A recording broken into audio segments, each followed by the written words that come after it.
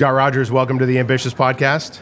Hey, thank you, Dr. Mark Covelle. It is a pleasure to be here, and I'm sincerely thankful for this opportunity to sit down with you on your podcast. So we are here at the National Policy Seminar, and I know that policy is something you're really passionate about. I believe if you want to share what tell us where you are, what your role is in your academic pursuits, and then tell us a little bit about what you do for policy work in the state of Pennsylvania.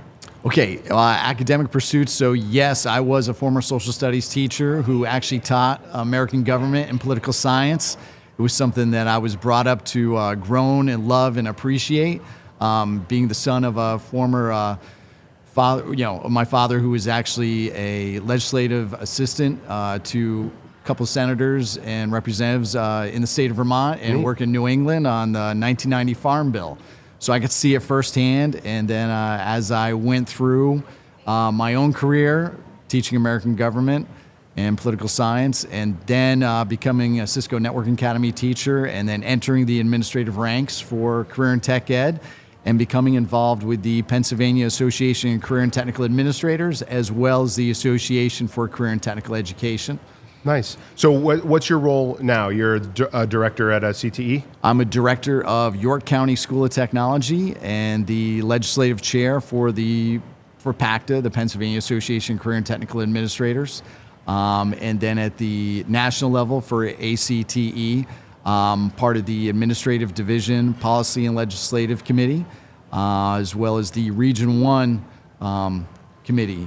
So is it from your experience growing up as a kid that you really got interested in the policy side of things? It's something you're excellent at, and a lot of us in Pennsylvania Career Tech Ed know to lean on you when we have policy questions. And you've done a lot of work with advocacy, done a lot of work. I believe you've even testified in front of some House committees, right? And so is that just from your upbringing that became a major interest of yours? In Vermont, there's the Town Hall Meeting Day, the first Tuesday in March. And the phrase, and it is a fact, all politics is local. And the fact that if you have a problem or a challenge, or you have a solution that you want to bring forth, there is a process to make that happen. And that's what's great about being involved with the advocacy that we do here in Pennsylvania, as well as at the national level for career and tech ed, is that we can bring those solutions, if it is something federal or state, to make those changes happen so it impacts the students that we teach every day.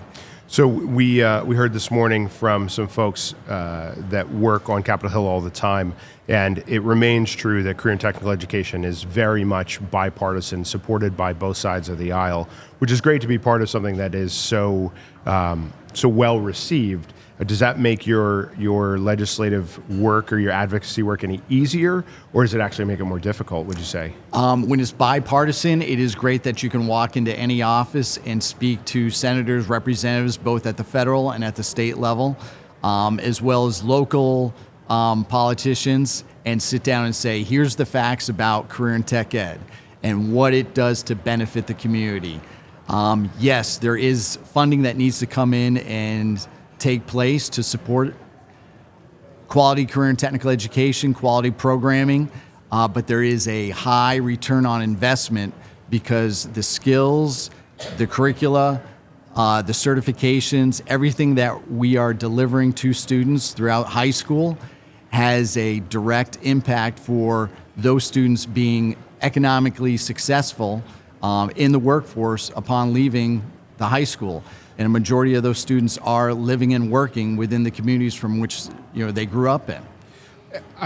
Dr. Payne and I, in a previous episode, were talking, we both came from traditional K-12 ed, and you're also from traditional Yes. K-12 ed. So the conversation that we had was that there's a lot of things in career tech ed that traditional K-12 education could learn a lot from. I mean, the authentic learning, right? We've got the content area taught by experts. We've got a real focus on relationships in the classroom because our teachers are with our students for long periods of time. So I'm interested if you have any reflections on having come from the traditional K-12 classroom, what you see in career and tech ed, and maybe what traditional K-12 folks could learn from what we do. That's where traditionally K through 12, we're all passionate about whether our content area, and why we've gotten to education. But then once you take a look at the broader scope of what K through 12 education is, you're like, well, once they get that high school diploma, what do they do? And what can we do to make it so they are prepared for their future, their lives after walking across that stage with that high school diploma? And I think that's where everything now is focused on career readiness. So what can we do for that K through 12 program that we are preparing them for their future so they can have an economically sustainable future where they are getting a family sustaining wage, that they're in a career that they enjoy, or that they have the skills to be able to change careers throughout their lifetime. Because that's ultimately what we need to happen now. Well, and I think too, I saw it when I visited your school. You know, you've got, you're a comprehensive school, so you're doing the academic side as well as the career technical side, which is interesting because not every school in Pennsylvania is a comprehensive career tech center. But I think it's very clear that you've got a high academic expectation at your school, that college is very much an option for students, whether they pursue career technical learning or not.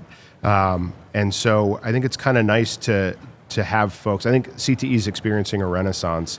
I think that's evidenced by the fact that schools like yours, schools like mine, schools like Dr. Payne's, all of our schools are experiencing record interest, record enrollment, and in our case, we're seeing on top of that record achievement, which is really interesting because we're seeing the students go even further in their learning at the career technical centers than we've seen in the past. So it's sort of it's an interesting time to be in education. It's no surprise that so many state and local legislators are big fans of career and technical education. In fact, there's a CTE caucus in the federal in Congress, in federal Congress, and that's chaired by a Pennsylvania representative.